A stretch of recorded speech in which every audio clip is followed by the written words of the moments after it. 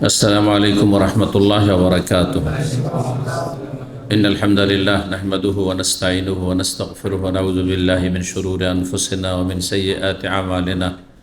मन यहदिहिल्लाहु फला मुदिल्ल लहु व मन युद्लिल फला हादिय लहु। व अशहदु अन ला इलाहा इल्लल्लाहु वहदहु ला शरीका लहु व अशहदु अन्ना मुहम्मदन अब्दुहु व रसूलुहु सल्लल्लाहु तआला अलैहि व अला आलिहि व सहबिहि व सल्लम तस्लीमन कसीरा। अम्मा बाद फ़क़द क़ाल इमामुल बुख़ारी रहमहुल्लाहु तआला बाबुल कलाम फ़ित तवाफ़ क़ाल हद्दसना इब्राहीम इब्न मूसा क़ाल हद्दसना हिशाम अन्न इब्न जुरैज अख़बरहुम क़ाल अख़बरनी सुलैमानुल अहवल अन्न ताऊसन अख़बरहु अन इब्न अब्बास रज़ियल्लाहु अन्हुमा अन्न नबी सल्लल्लाहु अलैहि वसल्लम मर्रा व हुवा यतूफ़ु बिल काबति बिइंसानिन रबत यदहु इला इंसानिन बिसैरिन औ बिखैतिन औ बिशैइन गैर ज़ालिक औ बिशैइन गैर ज़ालिक फ़क़ताहु नबी सल्लल्लाहु अलैहि वसल्लम बियदिही सुम्मा क़ाल कुद बियदिही। মহান আল্লাহর সমস্ত প্রশংসা, সালাত এবং সালাম নাজিল হোক রাসূল সাল্লাল্লাহু আলাইহি ওয়াসাল্লামের উপর।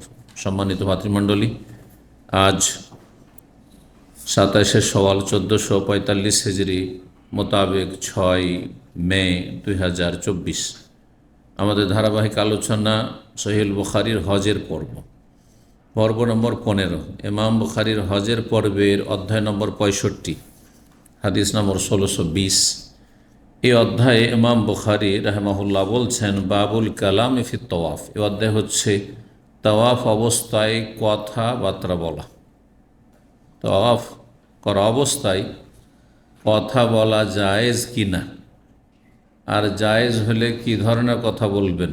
জি, সীমিত আকারে বলবেন না খুব বেশি বলাও চলবে, এই বিষয়গুলি হাদিস একটি নিয়ে এসেছেন। ওই হাদিসটি আমরা আগে তরজমা এবং ব্যাখ্যা জেনে নিই, আর তারপরে আসল মাসলা বলবো। 1620 নম্বর হাদিস বর্ণনা করেছেন প্রখ্যাত তাবেঈ ইমাম তাউস বিন কাইসান রাদিয়াল্লাহু তাআলা রাহিমাহুল্লাহ, বিশিষ্ট ছাত্র প্রখ্যাত সাহাবী আব্দুল্লাহ বিন আব্বাস রাদিয়াল্লাহু তাআলা আনহুমার, ইবনে আব্বাসের খাস ছাত্র।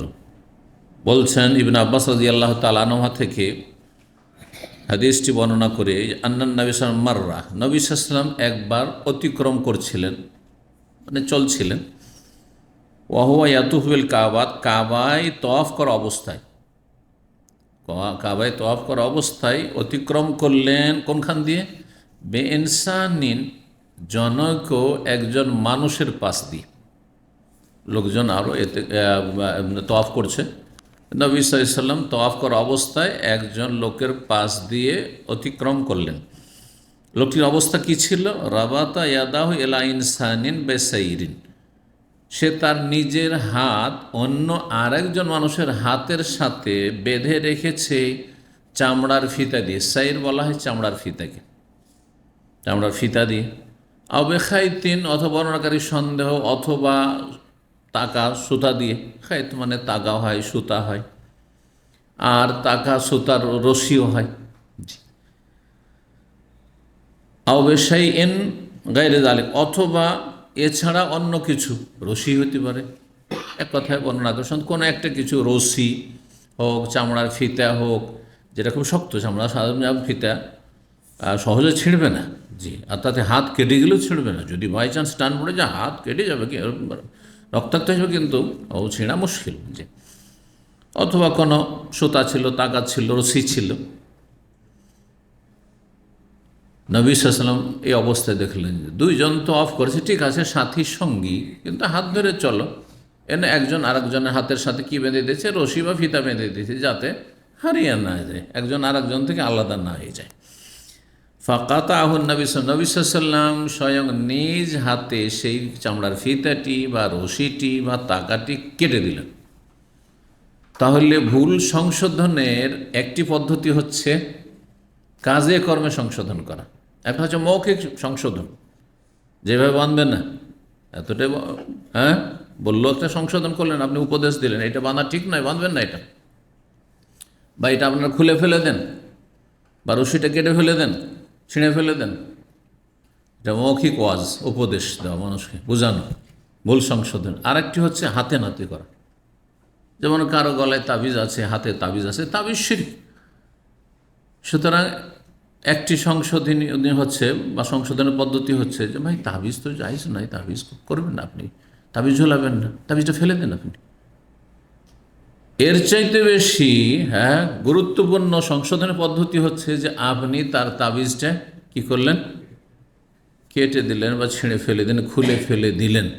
কিন্তু এখানে খেয়াল রাখতে হবে যাতে আবার ঝগড়া মারামারি না শুরু হয়ে যায়।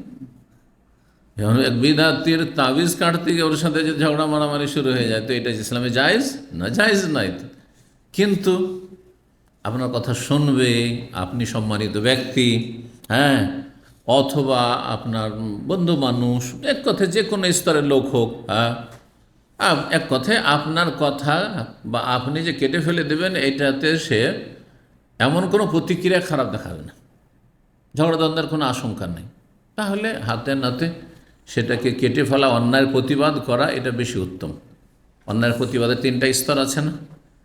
তার সবচেয়ে উচ্চ স্তর হচ্ছে মান রামিন কুমন কারণ ফালিউগাইয়ের হু বেয়াদিহি, সহিহ মুসলিম হাদিস। যদি কোনো অন্যায় কাজ দেখেন, ভুল কাজ দেখেন, তাহলে হাতে মানে বল প্রয়োগ করে সুতাটা কেটে ফেলে দিলেন, বাইরেও সেটাই কেটে ফেলে দেন, যেখানে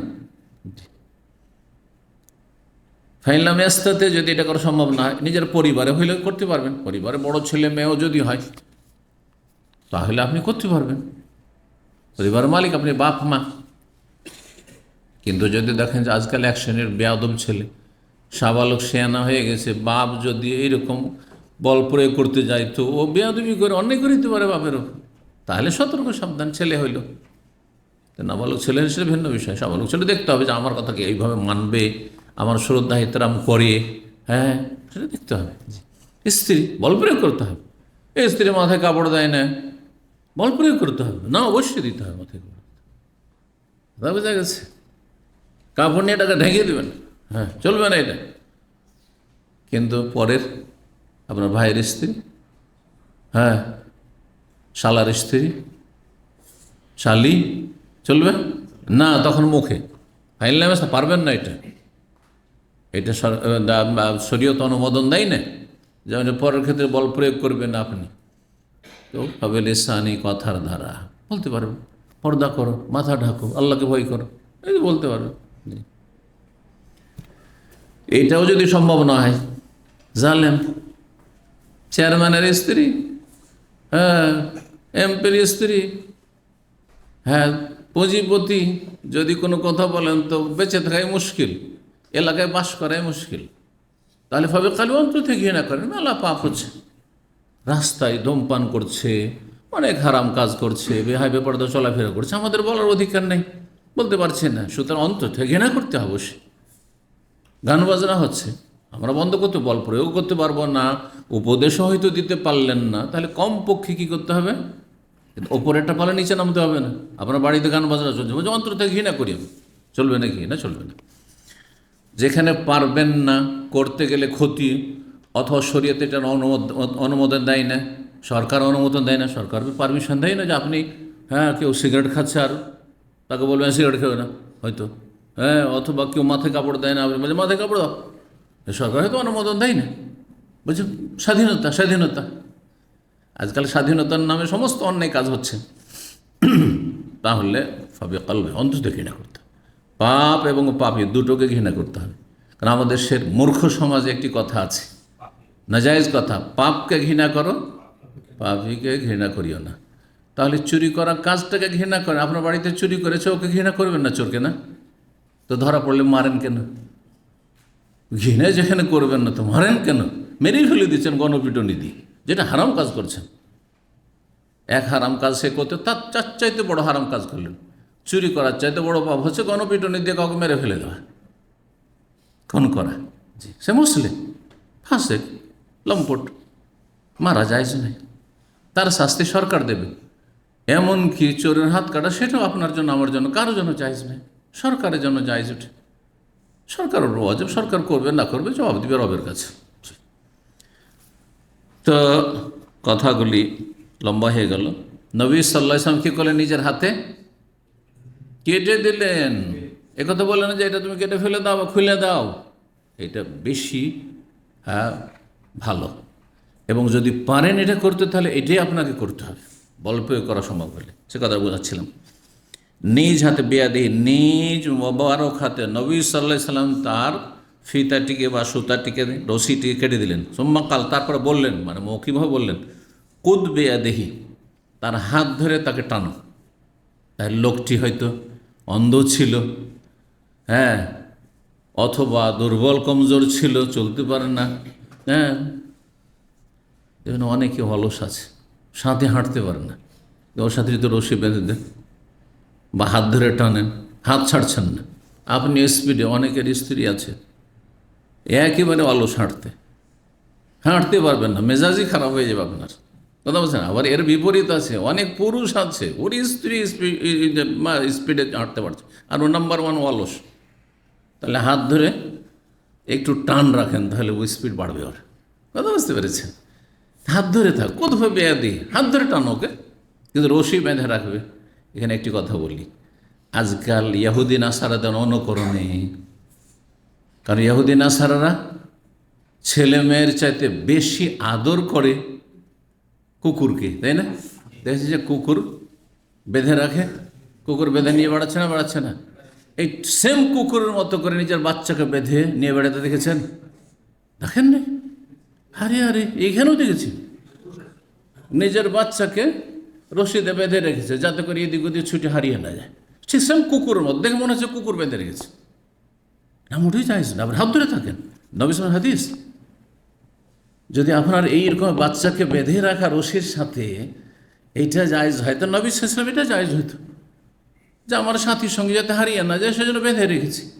আপনার স্ত্রীর হাতে একটা রশি বেঁধে দিয়েছেন, আর আপনার হাতে বেঁধে দিয়েছেন, আর টানছেন যাতে এদিক সেদিক কোথাও তফে সাফা মারা সাইতে ভিড় ভাড়ে হারিয়ে না যায়, চলবে?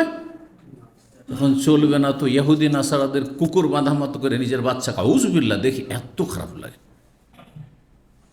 বাচ্চা, ছোট বাচ্চা, 3 বছর 4 বছর বাচ্চা, ওকে বেঁধে রেখেছে আর কুকুরের মতো একবার হামাগুড়ি দিচ্ছে, আউযুবিল্লাহ, সেম কুকুরের মতো লাগছে দেখি। মোটেই জায়েজ নয় এটা। নিজের হাত ধরে, বাচ্চার হাত ধরে থাকো, বাচ্চাকে কোলে নিয়ে থাকো, জি,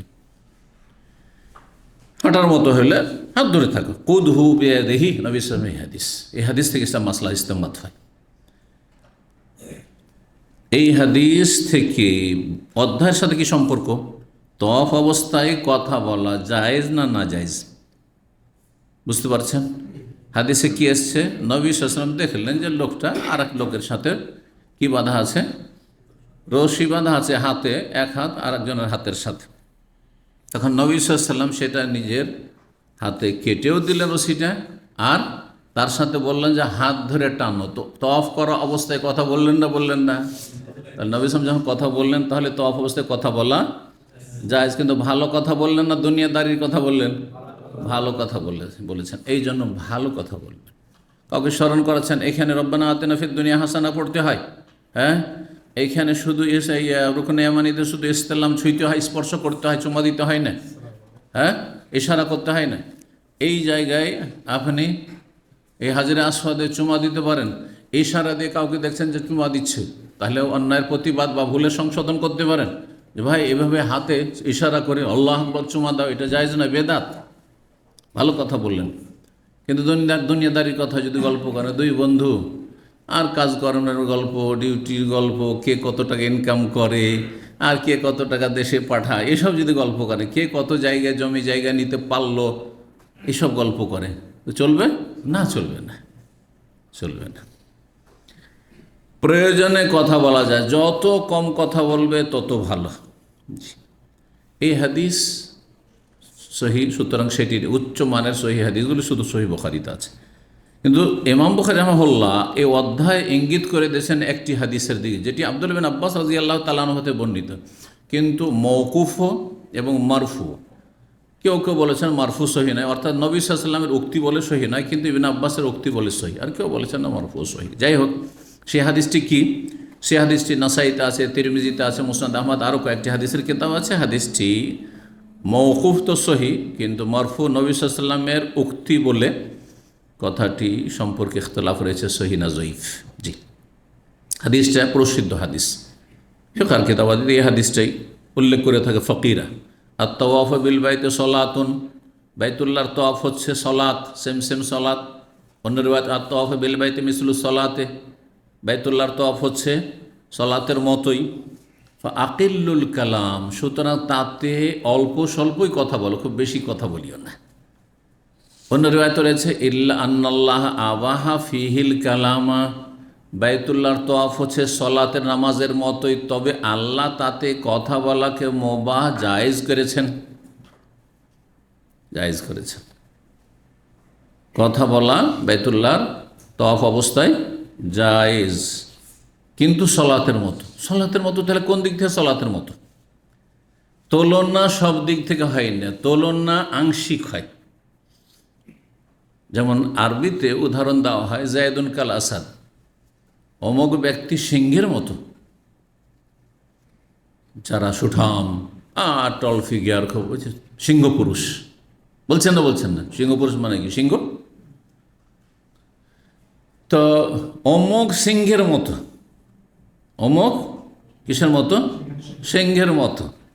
অমুক হচ্ছে খেকশিয়ালের মতো, বুঝলেন? খেকশিয়াল মানে কোন দিক থেকে খেকশিয়ালের মতো? না, ভীতু, একটু ভীতু। আর সিংহ মানে সাহসী। তাহলে কোনখানে? সিংহের মতো কি আছে? নখ আছে, আর মানুষকে হিংস্র পশুর মতো ফেড়ে খায়, হ্যাঁ, আর শরীরের লোম আছে, হ্যাঁ, না, কোনো কিছুতে মিল নেই। শুধু একটা বিষয়ে মিল আছে সিংহের সাথে, সেটা হচ্ছে বীরত্ব, সাহস, বাহাদুরি। ঠিক ওই রকম বাইতুল্লাহর তওয়াফ হচ্ছে কিসের মতো? সলাতের মতো। সলাতের মতো কোন দিক থেকে? একটা দিক হচ্ছে নেকির দিক থেকে, নেকির দিক থেকে। অন্য জায়গায় নফল নামাজ, আর বাইতুল্লাহর তওয়াফ নেকির দিক থেকে, সওয়াবের দিক থেকে, এটা একটা দিক। আর একটা দিক হচ্ছে সলাতের জন্য শর্ত হচ্ছে পবিত্রতা, উজু। উজু ছাড়া নামাজ হবে না। বাইতুল্লাহর তওয়াফও ঠিক, হ্যাঁ, উজু ছাড়া শুদ্ধ হবে না। এটা অধিকাংশ ওলামাদের মত। কিন্তু কেউ কেউ বলেছেন যে এর বেশি যেহেতু স্পষ্ট দলিল নেই, নামাজের ক্ষেত্রে স্পষ্ট দলিল আছে, লা ইয়াকবালুল্লাহ সালাতা আহাদিকুম, হ্যাঁ, এজা আহাদাসা হাত্তা ইয়াতাওয়াদ্দা, সহিহ মুসলিম হাদিস। আল্লাহ কারো নামাজ কবুল করবেন না যদি উজু ভঙ্গ হয়ে যায়, হাত্তা ইয়াতাওয়াদ্দা, যতক্ষণ উজু না করবে। তিরমিজির প্রথম হাদিস, লা তুকবালু সালাতু বিগাইরি তুহুর, বিনা পবিত্রতার নামাজই কবুল হয় না। তাহলে উজু পবিত্রতা, আর গোসল ফরজ থাকলে নামাজ হবে না, আর উজু না থাকলেও নামাজ হবে না। কিন্তু এমন স্পষ্ট হাদিস তওয়াফ সম্পর্কে নেই।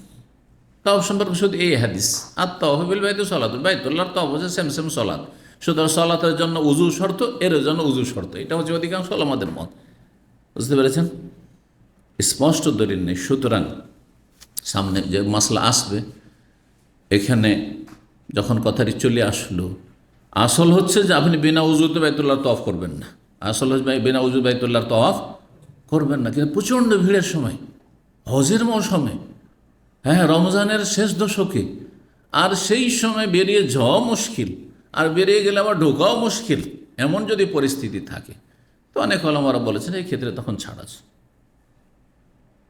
বেশ কিছু ওলামাদের। কিন্তু এমনিতে নাই। এখন আপনি যাবেন উমরাতে, আর উজু নাই বা উজু ভঙ্গ হয়ে গেল, কইরে এই ফেলি, না, চলবে না, যান উজু করে এসো। 66 নম্বর বা 66 নম্বর অধ্যায়, বাবুন, এই অধ্যায় হচ্ছে যারা আসাইরান, যদি কোনো ব্যক্তি কোনো চামড়ার ফিতা দেখে, আউসাইয়ান, অথবা এমন কিছু দেখে, ইউকরাহ ফি তওয়াফ অবস্থায়, যা অপছন্দনীয়, শরীয়তের দৃষ্টিতে অপছন্দনীয় তওয়াফ অবস্থায়, কাতাহু, তাহলে সেটা কেটে দিতে পারেন বল প্রয়োগ করার অধিকার থাকলে, বা আপনি রাজি করে নিলেন, ভাই এটা কেটে ফেলে দিই, আমি কেটে দিই আপনাকে, হ্যাঁ কেটে দেন, তাহলে ঠিক আছে। অপরিচিত লোক যদি অনুমতি নেই তাহলে ঠিক আছে, নাহলে এমনি একটা অপরিচিত লোক আর আপনি একটা ভুল করছে, আর আপনি এখানে যদি বল প্রয়োগ করেন তো সমস্যা হইতে পারে, দেখতে হবে বিষয়টা। আর না হলে মৌখিকভাবে বলবেন, উপদেশ দেবেন। 1621 নম্বর হাদিস, ইবনে আব্বাস রাদিয়াল্লাহু তাআলা আনহু বর্ণিত, আন্নান আরাজুলান, নবী জনৈক ব্যক্তিকে দেখলেন, ইয়াতুফু বিল কাবাতে, কাবার তওয়াফ করছে, বেজেমামিন, একটি লাগামে রশির মতো রশি, লাগামে যে রশি থাকে সেই রশি বাঁধা আছে, আও গায়রিহি, অথবা অন্য কোনো কিছু, বাঁধা আছে, ফাঁকা, তাও সেটা কেটে দিলাম। এতে আরও ক্ষতির দিক আছে। একটা রশি আরেকজনের সাথে যদি বাঁধা থাকে তো মানুষ আশেপাশে এদিক থেকে ওই দিকে যাচ্ছে, কেউ হোঁচট খেতে পারে তাতে। 67 নম্বর অধ্যায়, বাবুনি অধ্যায় হচ্ছে লায়াতুহুল বাইতে ওরিয়ান ওয়ালা ইয়াহুজ্জু মুশরিকুন। বাইতুল্লাহর তওয়াফ উলঙ্গ হয়ে কেউ করবে না। জাহিলি যুগে উলঙ্গ হয়ে বাইতুল্লাহর তওয়াফ করতো, আউযু বিল্লাহ। এই ধর্মগুলি বাতিল ধর্মে, সব ধর্মে আছে, যত বাতিল ধর্ম সবগুলিতে উলঙ্গ হয়ে উপাসনা করা, ইবাদত করা আছে। দেখেন ন্যাংটা পীর আছে, ভারত, বাংলাদেশ, পাকিস্তানে ন্যাংটা পীর আছে, বাংলাদেশ আছে ন্যাংটা পীর, পাকিস্তান ন্যাংটা পীর আছে। বড় বড় নেতারা, হ্যাঁ, রাষ্ট্রনায়করা ওই ন্যাংটা পীরের দর্শন করতে যাচ্ছে। এই হলো তাদের ইসলামের অবস্থা। যে ইসলাম আল্লাহ, এ শিরকি কুফরের ইসলাম কবুলই করবেন আল্লাহ রাব্বুল আলামিন, চিরকাল জাহান্নামে থাকতে হবে এদের। এই ইসলাম আল্লাহ নাজিল করেননি যে ন্যাংটা হয়ে আল্লাহর নৈকট্য লাভ, ন্যাংটা হওয়া নেকি, কখনো ন্যাংটা হওয়া নেকি নয়। আল্লাহ কোরআনে এটিকে ফাহেসা বলেছে, অশ্লীলতা, নোংরামি, যেমন জেনা করা, সমকামিতা, লুচ্চামি, হ্যাঁ, ওই রকমই হচ্ছে ন্যাংটা উলঙ্গ চলাফেরা করা, মহিলাদের বেহায় বেপর্দা চলাফেরা করা, হ্যাঁ, অন্য পুরুষদেরকে আকৃষ্ট করা, নিজে আকৃষ্ট হওয়া, এগুলো সব অশ্লীলতা, নোংরামি এগুলো। জি,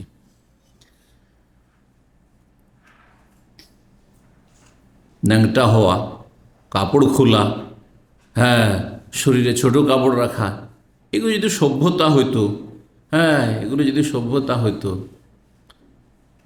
তাহলে কি করা হইতো? হ্যাঁ, অসভ্য পশু, পশুকে, পশু অসভ্য, সুতরাং কাপড় পরিয়ে দাও। কারণ আজকাল কাপড় পরলে, বোরকা পরলে গায়ের জ্বালা। না না না না না, এটা চলে না, ইউনিভার্সিটিতে চলে না, এটা আমাদের স্কুলে চলে না। কি চলে? উলঙ্গ হওয়া চলে, মানে পশুর মতো জীবনযাপন চলে। মানুষ আজকালকার পশু হতে চায়, সভ্য হতে চায় না। সভ্যতা, অসভ্যতাকে, অশ্লীলতাকে সভ্যতা মনে করা হচ্ছে। মানুষের যখন নেচার, প্রকৃতি বিকৃত হয়ে যায়, হ্যাঁ, তাতে বিকৃতি ঘটে, তখন এমনটা হয়। যে তো বাইতুল্লাহ তওয়াফ করবেন। এইরকমই ন্যাংটা সাধু আছে, ন্যাংটা পীর তো আলহামদুলিল্লাহ দেখিনি, কারণ ইসলামের দোহাই দিয়ে তারা এইরকমের নোংরামি করছে। কিন্তু ন্যাংটা সাধু আমি দেখেছি। ভারতের রাজধানী দিল্লিতে, পুরাতন দিল্লি একটা স্টেশন আছে, সেই পুরাতন দিল্লি স্টেশন থেকে তখন ইউনিভার্সিটির ছাত্র, আমরা মদিনা ইউনিভার্সিটিতে ছিলাম, আর ওখানে আমাদের বন্ধুবান্ধবরা দিল্লি ইউনিভার্সিটি জেনারেল লাইনে পড়াশোনা করতো, মাদ্রাসা পড়ে। তো কথায় কথায় তারা গল্প করলো যে ন্যাংটা সাধু এখানে এক জায়গায় বসে থাকে, একটা পার্ক। কোথায়? বলছে দিল্লি স্টেশন থেকে নেমে ওই বাম দিকে একটু নজর দিলেই হবে। তো আমি চিন্তা করলাম যে দিল্লি স্টেশন থেকে জামে মসজিদ যেটা, হ্যাঁ, এলাকা, আর ওখানে আহলে হাদিস কেন্দ্রীয় অফিস রয়েছে, তো হেঁটে 1.5-2 কিলোমিটার, চলো হেঁটেই চলে যাই, একটু হাঁটি। হাঁটতে লাগলাম, দেখতে লাগলাম, স্টেশন থেকে নেমে সামান্য একটু এসে দেখি পার্কে, এই মোটা হয়ে একবারে ন্যাংটা হয়ে, একবারে যেমন মায়ের পেট থেকে জন্ম নিয়েছে, মায়ের পেট থেকে যেমন ভূমিষ্ঠ হয়েছে ওই অবস্থায় পড়ে আছে। কথা বুঝতে পেরেছেন? আল্লাহ হেফাজত করে এইসব নোংরামি। কিন্তু মক্কার কাফেরদের বাতিল ধর্মটা এরকমই ছিল। বাইরের লোক বলতে এই কাপড় পরে কত গুনাহ করেছি, হ্যাঁ, সুতরাং আমরা বাইরের লোক, আমাদের নিজের কাপড় দিয়ে তওয়াফ করতে পারবো না। পবিত্র কাপড় হচ্ছে কার? মক্কাবাসীর। সেম হিন্দুদের মতো, হিন্দুদের মধ্যে ব্রাহ্মণ শুধু পবিত্র, যার ফলে ব্রাহ্মণরা শুধু মন্দিরে ঢুকবে আর পুজো পাঠ দেবে, আর বাকিরা বাইরে থেকে তামাশা দেখবে, হ্যাঁ, প্রসাদ প্রসাদ নিয়ে আসবে, সব দিয়ে দিবে ওদেরকে, যে তোমরা পূজা করে দাও আমাদের পক্ষ থেকে, ঠিক না? বেদাতীদের মধ্যে এটা আছে না? সব কিছুতে হুজুর লাগবে, মানুষ মরলে হুজুর লাগবে, বিয়ে পড়াইলেও হুজুর লাগবে, নিজে বিয়ে পড়াইতে পারবে না কেউ। আচ্ছা, কোনো মানুষ মরলেও কোরআন খানি করাইতে হবে, হাফেজ মোল্লাকে ডাকতে হবে, বক্সাইতে হবে, জান্নাতে পৌঁছাইতে হবে, আর আর কিসের জন্য হুজুর? এমন কি কুরবানি জবাই করার জন্য মোল্লা ছাড়া হবে না, গোটা গ্রামের লোক লাইন লাগে বসে আছে, হুজুর আসবে আমাদের কুরবানি জবাই, হুজুর আসবে আমার ওই আকিকা জবাই করবে। কোথায় আছে এগুলো ইসলামে? কোথায় আছে? প্রত্যেকে মুসলিম, আর মুসলিম হইতে হবে, আর প্রত্যেকে এই কাজগুলি করতে হবে। কোরআন শিখতে হবে, হ্যাঁ, নামাজে ইমামতি করার যোগ্যতা লাভ করতে হবে, আর নিজে জবাই করতে হবে। কেন পরকে দিয়ে জবাই করবেন আপনি? জি। তো এরা ও লোক এসে মক্কায় তখন কাপড় ধার করত, মক্কার ব্রাহ্মণদের কাছে। তারা নিজেরা সিনিয়র, তাদেরকে সিনিয়র মনে করতো, তারাও নিজেদেরকে সিনিয়র মনে করতো। কাপড় ধার চাইতো, যে কাপড়টা দাও তো অফ করবো। যদি কাপড় পেলো শুধু কাপড় তো সবার জুটতো না ধারে, তখন কি করতো, উলঙ্গ হয়ে নারী পুরুষ, এমনকি নারীরাও, নারী পুরুষ উলঙ্গ হয়ে কি করে, তওয়াফ করতো তারা। ভারতে একটি ধর্ম আছে, জৈন ধর্ম, নাম শুনেছেন? হ্যাঁ, জৈন বলে হিন্দি উর্দুতে, কিন্তু এটা জৈন, বাংলাতে জৈন। এই জৈনরা তাদের ধর্মে হচ্ছে কি, ন্যাংটা হওয়া। তাদের যে ধর্মগুরু সবসময় ন্যাংটা থাকবে, আর রাস্তা দিয়ে হাইওয়ে, ন্যাশনাল হাইওয়ে হেঁটে যাচ্ছে, সোশ্যাল মিডিয়া আছে, ইউটিউবে আছে, রাস্তা দিয়ে হেঁটে যাচ্ছে, আর হাজার হাজার নারী পুরুষ গিয়ে তার লিঙ্গ থেকে তাবাররুক নিচ্ছে। আউযুবিল্লাহ। এখনো এমন অধম মানুষ পৃথিবীতে আছে? সায়েন্স টেকনোলজি শিক্ষায় এত দূর এগিয়ে চলে গেছে, আর এই অবস্থা। বলুন আলহামদুলিল্লাহ আলা নেমাতুল ইসলাম। আল্লাহ ইসলাম দিয়েছেন, তৌহিদ দিয়েছেন, সুন্নাহ দিয়েছেন, যে ন্যাংটা পীর থেকেও আল্লাহ রক্ষা করেছেন, ন্যাংটা সাধু থেকেও রক্ষা করেছেন, আর এসব ন্যাংটাদের ধর্ম থেকে আল্লাহ, বাতিল থেকে আল্লাহ রক্ষা করেছেন। জি আলহামদুলিল্লাহ। তো উলঙ্গ হয়ে তওয়াফ চলবে না। ওয়ালা ইয়াহুজ্জ মুশরিক, আর কোনো মুশরিক তওয়াফ করতে পারবে না, মুশরিক তওয়াফ করতে পারবে না। এই জন্য মক্কায় কাফের মুশরিকের প্রবেশ নিষেধ। মক্কায় ঢুকলে মক্কার জন্য ভিসা, পাসপোর্ট হচ্ছে লা ইলাহা ইল্লাল্লাহ মুহাম্মাদুর রাসূলুল্লাহ। লা ইলাহা ইল্লাল্লাহ মুহাম্মাদুর রাসূলুল্লাহ পড়ে নাও, এটাই তোমার পাসপোর্ট, এটাই হচ্ছে তোমার ভিসা। না, ঢুকে পড়ো, কলমা পড়ে ঢুকে যাও। 1622 নম্বর হাদিস, আবু হুরায়রা রাদিয়াল্লাহু তাআলা আনহু বর্ণনা করছেন, আন্না আবু বকর সিদ্দিক রাদিয়াল্লাহু আনহু বাসাহু ফিল হাজ্জাতিল্লাতী আমারাহু আলাইহা রাসূলুল্লাহ ক্বাবলা হাজ্জাতিল ওয়াদা'i ইয়াওমান নাহর। আবু বকর সিদ্দিক রাদিয়াল্লাহু তাআলা আনহুকে প্রেরণ করলেন সেই হজে, যেই হজে তাকে আমির, দায়িত্বশীল বানিয়েছিলেন রাসূলুল্লাহ সাল্লাল্লাহু আলাইহি ওয়াসাল্লাম ক্বাবলা হাজ্জাতিল ওয়াদা, বিদায় হজের 1 বছর পূর্বে। বিদায় হজের আগে। বিদায় হজ কোন সালে হয়েছে? কোন হিজরিতে? 10ম হিজরি। 8ম হিজরিতে মক্কা বিজয় হলো, 8 হিজরিতে মক্কা বিজয় হলো। 9ম হিজরিতে নবী সাল্লাল্লাহু আলাইহি ওয়াসাল্লাম কেন হজে চলে আসলেন না তাড়াতাড়ি? মক্কা এখন মুসলিমদের হাতে, তারপরে তার পরের বছর হজে আসলেন না কেন? রমজানে কি হলো? রমজানে মক্কা বিজয় হলো, আর তারপর শাওয়াল, জিলকাদ, এই আপনার হুনাইন আর তায়েফ, এগুলো যুদ্ধ করতে করতে জিলকাদ চলে আসলো, নবী সাল্লাল্লাহু আলাইহি ওয়াসাল্লাম ফিরে চলে গেলেন। আর 9ম হিজরির হজে আবু বকর সিদ্দিক রাদিয়াল্লাহু তাআলা আনহুকে আমির বানিয়ে পাঠালেন, কিন্তু নবী সাল্লাল্লাহু আলাইহি ওয়াসাল্লাম আসলেন না। কারণ তখন তো জানাবার ব্যবস্থা ছিল না মানুষকে। সুতরাং মানুষ জানুক, 1-1.5 বছর ধরে জানুক, একটা উদ্দেশ্য যে রাসূলুল্লাহ সাল্লাল্লাহু আলাইহি ওয়াসাল্লাম হজে যাচ্ছেন, যে মুসলিম হজে যেতে চাইবে সব প্রস্তুত হয়ে যাক। এই খবরটাও ছড়িয়ে পড়লো 1-1.5 বছর ভিতরে। আর 2 নম্বর কাজ হচ্ছে যে মক্কায় এখনও কি করছে, মুশরিকরা বসবাস করছে, মুশরিকরা প্রবেশ করছে, যাওয়া আসা করছে। এই হজে মিক্স হজ হবে, মুশরিক কাফেরও হজ করছে আর মুসলিমও হজ করছে। না, নবী সাল্লাল্লাহু আলাইহি ওয়াসাল্লাম এইরকম হজ করা পছন্দ করলেন না, একেবারে ক্লিয়ার হইতে হবে, মুসলিম শুধু, এখানে কোনো কাফের মুশরিক আর হজ করবেন, কারণ কাফের মুশরিকও হজ করতো তাদের তরিকে। তারপরে উলঙ্গ হয়ে তওয়াফ করতো। এখন ওই বছরে হজে গেলে কিছু লোক উলঙ্গ হয়েও চলে আসবে তওয়াফ করতে, কারণ কাফের মুশরিক যখন আসবে তাদের ধর্মের তরিকে আসবে। এই সমস্ত কিছু থেকে পাক পবিত্র করার জন্য নবী সাল্লাল্লাহু বিলম্ব করলেন। আর 10ম হিজরিতে কী করলেন? বাইতুল্লাহর হজ করে বিদায় হজ। 9ম হিজরিতে আবু বকর সিদ্দিক রাদিয়াল্লাহু তাআলা আনহু হজ করলেন, তার সাথে আলী রাদিয়াল্লাহু তাআলা আনহুকে পাঠিয়ে দিলেন সূরা তাওবার আয়াতগুলি মেনায়, আরাফায়, মুজদালিফায় মানুষকে বিভিন্ন জায়গায় যেখানে যেখানে জনসমাগম আছে সেখানে শুনিয়ে দেওয়ার জন্য। নিজের বংশের লোক দিয়ে শোনাইতে হবে, এটা আরবদের সেটা মানে চিরাচরিত নিয়ম ছিল, সেই জন্য পাঠিয়েছিলেন। কিন্তু মূল দায়িত্বশীল আমির ছিলেন হজের আবু বকর সিদ্দিক রাদিয়াল্লাহু তাআলা আনহু। কথা বলছেন এখানে, পাঠিয়ে দিল ইয়াউমান নাহর, কোরবানির দিন ছিল, ফি রাহাতিন, এক দলের সাথে, তার সাথে এক দল আছে, ইউআযযিনু ফিন নাস, জনগণের সামনে ঘোষণা করছিলেন। আজান দেওয়া মানে ঘোষণা করা, আযান ইউআযযিন, ইউআযযিন মানে আজান দেওয়া হয়, আজান দেওয়া, আর এখানে ঘোষণা করছিলেন, কারণ তার আজান ছিল না। ঘোষণা করছিলেন কি, আল্লাহ ইয়াহুজ্জা বাদাল আমে মুশরিকুন, এই বছর পরে কোনো মুশরিক যেন হজ না করে, এই বছর পর কোনো মুশরিক যেন হজে না আসে, একমাত্র মুসলিম আসবে। ওয়ালা ইয়াতু বিল বাইতি অরিয়ান, আর বাইতুল্লাহর তওয়াফ যেন কোনো বিবস্ত্র ব্যক্তি না করে।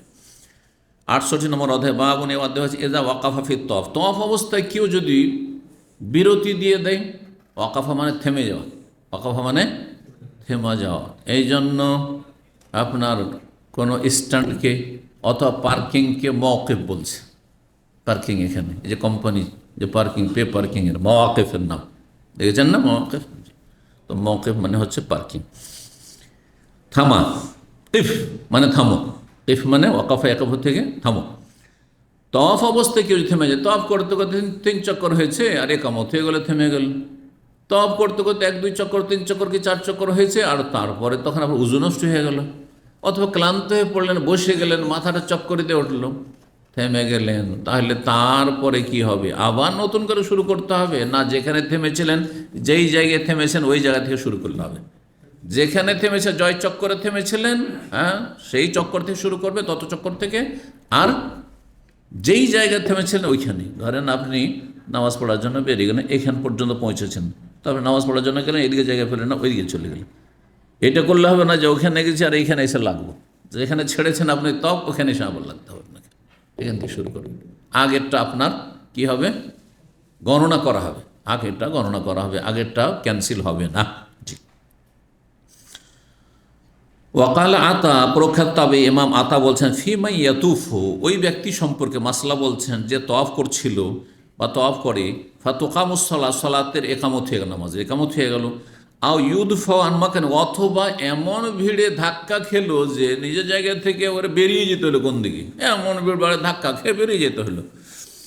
এজা সাল্লামা, যখন নামাজ থেকে সালাম ফিরবে, ইয়ারজি এলাহেসু কোতি আলাইহি, সেখানে ফিরে আসবে যেখানে তার তওয়াফ কি হয়েছিল, বন্ধ করে দেওয়া হয়েছিল। ফায়াবনি, এবং আগের তওয়াফের চক্করগুলির ওপর ভিত্তি রাখবে। 3 চক্কর হয়েছিল, তাহলে বাকি 4টা করবেন। 6টা হয়ে গেছিলো, 1টা বাকি ছিল, অর্ধেকটা বাকি ছিল, ঠিক আছে অর্ধেকটাই করেন আপনি। ওইজ কারণ আহ্বান ইবনে ওমর, আর এইরকমই বর্ণনা করা হয়েছে ইবনে ওমর, আব্দুল্লাহ বিন ওমর সাহাবী থেকে। তাবেঈর উক্তি হলো আর সাহাবীরও উক্তি হলো। ও আব্দুর রহমান বিন আবু বকর, আবু বকর সিদ্দিক রাদিয়াল্লাহু বড় ছেলে, তারও মত এটি যে কোনো জায়গায় তওয়াফ করতে গিয়ে যদি থেমে যায় তাহলে সেখান থেকে আবার শুরু করতে পারবে। জি। 69 নম্বর অধ্যায় বাবুন, এই অধ্যায় হচ্ছে সাল্লান নবী সবু এহিম রাকাতাইন, নবী সাল্লাল্লাহু আলাইহি ওয়াসাল্লাম সালাত আদায় করেছেন 7 চক্কর লাগানোর পরে 2 রাকাত। এই 2 রাকাত সালাত হচ্ছে তওয়াফের সুন্নাত, সুন্নাতুত তওয়াফ বা তাহিয়াতুত তওয়াফ, তওয়াফের তওয়াফ সালাম, মসজিদ সালামি তাহিয়াতুল মসজিদ, আর এটি হচ্ছে কিসের? তওয়াফের সালামি। আপনি তওয়াফ করলেন, আর তওয়াফ মানে এটি কিন্তু অনেকে বুঝে না। অনেকে মনে করে যে আমি 3টা চক্কর দিলাম, এটি আমার নেকি হয়ে গেল, 1 চক্কর দিলাম 1 নেকি হল। না না না, এরকম কোনো তওয়াফ নেই যে আপনি 2-3 চক্কর দিলেন আর তারপর থেমে গেলেন, 4 চক্কর 5 চক্কর দিলেন, মনে করি এটাই আমার সওয়াব হলো। না, 7 চক্কর মানে 1 তওয়াফ, 7টা চক্কর মানে 1 তওয়াফ। আর 1 তওয়াফের পরে 2 রাকাত সালাত আদায় করা হচ্ছে সুন্নাত, ওয়াজিব ফরজ নাই। অর্থাৎ কেউ যদি নামাজ নাও পড়ে তবু তার তওয়াফের নেকি হয়ে যাবে, কিন্তু কম হবে, একটু সুন্নাত ছুটল। ওয়াকালা নাফে, প্রখ্যাত তাবেঈ নাফে ইবনে ওমরের স্বাধীনকৃত গোলাম এবং তার ছাত্র, তিনি বলছেন, কানা ইবনে ওমর রাদিয়াল্লাহু আনহুমা, আব্দুল্লাহ ইবনে ওমর রাদিয়াল্লাহু তাআলা আনহু কি করে, ইউসাল্লি লিকুল্লি সুবুইন রাকাতাইন। ওসবু মানে সপ্তাহ, আর সবু মানে 7 চক্কর, সবু মানে 7 চক্কর। বলছেন যে তিনি সালাত আদায় করতেন প্রত্যেক 7 চক্করে 2 রাকাত। 7 চক্কর দিলেন, 2 রাকাত পড়লেন, তারপর আবার তওয়াফ করতে চাইছেন, ফ্রি আছেন আপনি, আর ভিড় ভাড়ও নাই, আবার করব আমি, আবার 7 চক্কর, আবার 2 রাকাত, আবার 7 চক্কর, আবার 2 রাকাত পড়তে থাকেন, কোনো অসুবিধা নেই। কিন্তু এইরকম পরিস্থিতি এখন নাই যে এত কষ্ট দিয়ে মানুষকে, যারা একবার জীবনে তওয়াফ করার জন্য আছে তাদেরকে সুযোগ দেবেন না, আর আপনি নফল তওয়াফ এরকম করতেই থাকবেন, এটা কোনো ভালো কাজ নয়। কিন্তু ওয়াকাল ইসমাইল বিন উমাইয়া, ইসমাইল বিন উমাইয়া বলছেন, কুলতু লিজ-জোহরি, আমি ইমাম জোহরি তাবেঈকে বললাম, ইন্না আতা ইয়াকুল, আতা মক্কার তাবেঈ ছিলেন, বড় আলেম ফকিহ ছিলেন। তিনি বললেন জোহরিকে, এই ইসমাইল বিন উমাইয়া, যে আমি ইমাম জোহরিকে বললাম, ইমাম জোহরির বাড়ি মদিনায়, উনি মদিনার আলেম, আর আতা হচ্ছেন মক্কার আলেম ফকিহ। ইন্না আতা ইয়াকুল, ইমাম আতা বলছেন, তুজজিউহুল মাকতুবাতু মিন রাকাতাই তওয়াফ, তওয়াফের 2 রাকাতের জায়গায় ফরজ নামাজই যথেষ্ট। অর্থাৎ ইমাম আতার মত ছিল যে কোনো ব্যক্তি যদি ধরেন 7 চক্কর দিয়েছে, তারপরে ফরজ নামাজের টাইম হয়ে গেছে, ফরজ নামাজ যদি পড়ে তো ওইটাই যথেষ্ট, আর 2 রাকাত পড়া আর প্রয়োজন নেই, এটি মত ছিল তার। এ কথা যখন ইমাম জোহরিকে বলা হইল, ফাকালা, তখন তিনি বলে আসুন্নাত আফজাল, এটা তার ব্যক্তিগত মত, কিন্তু নবী সাল্লাল্লাহু আলাইহি ওয়াসাল্লাম সুন্নতটি বেশি উত্তম। সুন্নত হচ্ছে 7 চক্কর দিয়ে 2 রাকাত নামাজ পড়া, এটি বেশি ভালো। লাম ইয়াতুফিন নবী ওসবু আন কাত্তু ইল্লা সাল্লা রাকাতাইন, নবী সাল্লাল্লাহু আলাইহি ওয়াসাল্লাম যে কোনো সময় 7 চক্কর তওয়াফ করেছেন, কি করেছেন, ইল্লা সাল্লা রাকাতায় 2 রাকাত নামাজ পড়েছেন। সুতরাং এইরকম ব্যক্তিগত কারো ফতোয়া কেন নেবেন যেটা নবী সাল্লাল্লাহু আলাইহি ওয়াসাল্লাম থেকে প্রমাণিত নয়? নবী সাল্লাল্লাহু আলাইহি ওয়াসাল্লাম কখন এমনটা করেন, 7 চক্কর দিলেন, তার নামাজের টাইম হয়ে গেছে, চলো ফরজটা পড়ে নি, ওইটা দিয়ে কাজ হয়ে গেল, না, এরকমটা করেননি, যার ফলে ওইটা না করে উচিত। জি, 1623 নম্বর হাদিস। হাদিস বলছেন, আমর বলছেন যে সাআলনা ইবনে ওমর, আব্দুল্লাহ ইবনে ওমর রাদিয়াল্লাহু তাআলা আনহু জিজ্ঞেস করলাম কি আয়াকাউর রাজুলা আলা ইমরাতি ফিল উমরাতি, উমরায় কি স্ত্রী সহবাস করতে পারবে? কাবলা ইয়াতুফা বাইনা সাফা ওয়াল মারওয়া, সাফা মারওয়া সাই করার আগে। ইহরাম বেঁধেছে আর তারপর বাইতুল্লাহ তওয়াফ করলো, তওয়াফ শেষে সাফা মারওয়া সাই না করে স্ত্রীর সহবাস কি কেউ করতে পারবে? মাসলা জিজ্ঞেস করছেন। যদি আপনাদের জিজ্ঞাসা করে কি বলবেন, পারবে? না, পারবেন, এখন ইনকমপ্লিট, 2টো কাজ হয়েছে, 2টো বাকি। এহরাম বাঁধা হয়েছে, বাইতুল্লাহর তওয়াফ হয়েছে, কিন্তু সাফা মারওয়ার সাই বাকি, চুল কাটা বাকি। জি, তো পারবে কি? কাল, তখন বলছেন কাদেমা রাসূলুল্লাহ সাল্লাল্লাহু আলাইহি ওয়াসাল্লাম আসলেন মক্কায়, ফাতাফা বিল বাইতে সাবআন, বাইতুল্লাহর 7 চক্কর তওয়াফ করলেন। সুম্মা সাল্লা খালফাল মাকামে রাকাতাইন, মাকাম ইব্রাহিমের পিছনে 2 রাকাত সালাত আদায় করলেন। ওয়াতাফা বাইনা সাফা ওয়াল মারওয়া, আর সাফা মারওয়ার সাই করলেন। ওকালা, আর তারপরে বললেন লাকাদ কানা লাকুম ফি রাসূলিল্লাহি উসওয়াতুন হাসানাহ, নিঃসন্দেহে তোমাদের জন্য রাসূলুল্লাহ সাল্লাল্লাহু আলাইহি ওয়াসাল্লামের জীবনে রয়েছে উত্তম আদর্শ। রাসূলুল্লাহ সাল্লাল্লাহু আলাইহি ওয়াসাল্লাম তওয়াফের পরে 7 চক্কর দিয়েছেন, তওয়াফের পরে স্ত্রী সহবাস করেনি। সুতরাং কেন এই ফতোয়া দেবে বা কেন জায়েজ মনে করবে এটাকে? না, মোটেই চলবে না। জি, আপনি পূর্ণ করেন। আর যখন সাফা মারওয়া সাই হলো, তখন পূর্ণ হালাল হওয়ার জন্য আপনার একটা ওয়াজিব কাজ বাকি, সেটা হচ্ছে চুল কাটা, সেটা মাথা মণ্ডন হোক অথবা পুরো মাথা থেকে চুল ছোট করা হোক, তারপরে স্ত্রী সহবাস। 1664 নম্বর হাদিস। কালা সালতু জাবের আব্দুল্লাহ, আমি জাবের বিন আব্দুল্লাহ রাদিয়াল্লাহু আনহু জিজ্ঞেস করলাম। ফাকালা, এই মাসলা জিজ্ঞাসা করেছে জাবেরকে, কে বলেছিলেন ওইটি যে এটা চলবে? হ্যাঁ, জিজ্ঞাসা করেছিলেন, মানে জিজ্ঞাসা করে, কোনো ফতোয়া দেননি কেউ, জিজ্ঞাসা করেছিলেন মাসলা, তখন বলছেন না। ইবনে ওমর বললেন, আর জাবের বিন আব্দুল্লাহ বলছেন কাল লা ইয়াকরাবু ইমরাআতাহু হাত্তা ইয়াতুফা বাইনা সাফা ওয়াল মারওয়া, অতক্ষণ পর্যন্ত স্ত্রীর কাছে যাবে না যতক্ষণ সাফা মারওয়া সাই না করে নেবে। সাফা মারওয়া সাই রুকুন ফরজ, বাইতুল্লাহর তওয়াফ রুকুন ফরজ, এহরাম বাঁধা রুকুন, 3টে রুকুন। মিকাতে এহরাম বাঁধা বাইরের লোক হইলে সেটা ওয়াজিব, আর চুল কাটা ওয়াজিব, চুল কাটার পরে তখন সেটি জায়েজ। সত্তর, কিন্তু এখানে চুল কাটার কথা নিয়ে আসেনি, সংক্ষেপ করা হয়েছে। 70 নম্বর অধ্যায়। বাবু মাল্লাম ইয়াকরাবিল কাবা ওয়ালাম ইয়াতুফ হাত্তা ইয়াখরুজা ইলা আরাফা ইয়ারজু বাদা তাওয়াফিল আউয়াল। এই অধ্যায় হচ্ছে কোনো ব্যক্তি যদি হজের সফরে গেছে, হজ করতে গেছে, আর যাওয়ার পরে প্রথম তওয়াফে কদুম একটা তওয়াফ করেছে, মানে ওমরা করলে তওয়াফে কদুম ফরজ, এর আগে বলেছি। আর যদি হজে ইফরাদ করে অথবা হজে কেরান করে, তাহলে তওয়াফে কদুম হচ্ছে সুন্নাত। এই একটা তওয়াফ করলেন, কারণ মক্কা গেছেন তো প্রথম বাইতুল্লাহর জিয়ারত করে তওয়াফ করবেন। আর তারপরে মক্কা ধরেন 10 দিন বসে আছেন, তারপরে বাইতুল্লাহ তওয়াফ করতে গেলেন না, চলে গেলেন 8 তারিখে কোথায়? মেনা, 9 তারিখে আরাফা, আরাফা থেকে ফিরে এসে 10 তারিখে তওয়াফ করেন। তো এটা কেমন? বলছে হ্যাঁ, কোনো অসুবিধা নেই, কারণ ওর জন্য আর কোনো তওয়াফ নেই, বাকি নফল ছিল। এর মাঝখানে কেউ যদি তওয়াফ করে নফল, নবী সাল্লাল্লাহু আলাইহি ওয়াসাল্লাম আর বারবার তওয়াফ করতে যান না, ওই যে একবার তওয়াফ করে চলে আসলেন, তারপরে জুতুয়া নামক স্থানে অবস্থান করলেন, ওখান থেকেই চলে গেলেন এতে। হ্যাঁ, আর একবারও জানি নবী সাল্লাল্লাহু আলাইহি ওয়াসাল্লাম তওয়াফ করতে।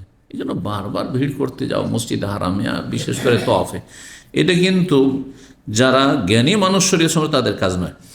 বলছেন কোনো ব্যক্তি যদি কাবার কাছেই না, ধারে কাছেই না যায়, ওয়ালাম ইয়াতুফ, আর কোনো তওয়াফও করলো না, হাত্তা ইয়াখরুজা ইলা আরাফা, আরাফা যাওয়া পর্যন্ত, ওয়ারজু বাদা তাওয়াফিল আউয়াল, আর ফিরে আসে প্রথম তওয়াফের পরে, এই প্রথম তফের পরে, মানে প্রথম গিয়ে তফ করেছে একটা, আর তফ করার পরে আর কোনো তফ করেনি, সরাসরি আরাফা চলে যায়, আরাফা থেকে ফিরে এসছে, তাহলে এটা কেমন? বলছে হ্যাঁ, এটা শরীয়ত সম্মত, কোনো ব্যাপার নেই। 1625 নম্বর হাদিস বলছেন, ইবনে আব্বাস রাদিয়াল্লাহু তাআলা আনহুমা কাদিমান নবী সাল্লাল্লাহু আলাইহি ওয়াসাল্লাম মক্কাতা, নবী সাল্লাল্লাহু আলাইহি ওয়াসাল্লাম মক্কায় আসলেন, ফাতাফা বাইতুল্লাহ তওয়াফ করলেন, ওয়াসা বাইনা সাফাল মারা, সাফা মারওয়া সাই করলেন, ওয়ালাম ইয়াকরাবিল কাবা, কাবার কাছেও আর গেলেন না, বাদা তোয়াফে বিহা, ওই প্রথমে একটি তোয়াফ করার পরে, হাত্তা রাজামিন আরাফা, আরাফা থেকে ফিরা পর্যন্ত। আরাফা থেকে কখন ফিরলেন? 9 তারিখের সন্ধ্যাবেলা আরাফা থেকে ফিরলেন। রাত কোথায় কাটালেন? মুজদালিফায়। 10 তারিখের সকালবেলা মিনা আসলেন, পাথর মারলেন, আর তারপরে তখন যে কাজগুলি সারা সেরে বাইতুল্লাহর তওয়াফ করতে রাসূলুল্লাহ সাল্লাল্লাহু আলাইহি ওয়াসাল্লাম চলে আসলেন। জোহর পড়েছিলেন মক্কায়, কোনো হাদিসে রয়েছে, আর কোনো হাদিস আছে নবী সাহেব জোহরের আগে তওয়াফ সাই সব সেরে গিয়ে জোহর পড়েছেন গিয়ে মেনাতে, এই হাদিসও রয়েছে। সুতরাং দুই রকমের রিওয়ায়াত রয়েছে, আল্লাহ তাআলা আলাম। 71 নম্বর অধ্যায়, বাবু মান সাল্লা রাকাতাই তাও খারিজ মিনাল মসজিদে, বাইতুল্লাহর তওয়াফ করার পরে যে 2 রাকাত তওয়াফের সুন্নাত, এটা পড়া উত্তম কোন জায়গায়? মাকামে ইব্রাহিমের পেছন দিকে, এটি উত্তম, অজেব নয়, জরুরি নয়, আর কাউকে কষ্ট দিতে যাবেন না। কিন্তু দেখছেন ভিড় হয়ে আছে, শুধু মহিলা আর মহিলা, তাহলে যেই দিকে যেখানে পান, এমনকি কেউ যদি মসজিদ হারামের বাইরে গিয়েও পড়ে তাও চলবে, পড়লেই হইল, ওই কথাই বলছেন। এই অধ্যায় হচ্ছে কোনো ব্যক্তি যদি তওয়াফের 2 রাকাত সালাত আদায় করে খারিজ মিনাল মসজিদ, মসজিদের বাইরে, মসজিদের বাইরে গিয়ে কোথাও চত্বরে পড়লেন অথবা অন্য জায়গায় গিয়ে হোটেলে পড়লেন, জায়েজ। খারিজ মিনাল মসজিদের মধ্যে সবই সামিল, হারামের এলাকা যে কোনো জায়গায় যে পড়ে হোটেলে পড়ে নিলেন, যদি দেখেন যে পরিস্থিতি এইরকম, তাহলে ভিড়ভাড় আছে।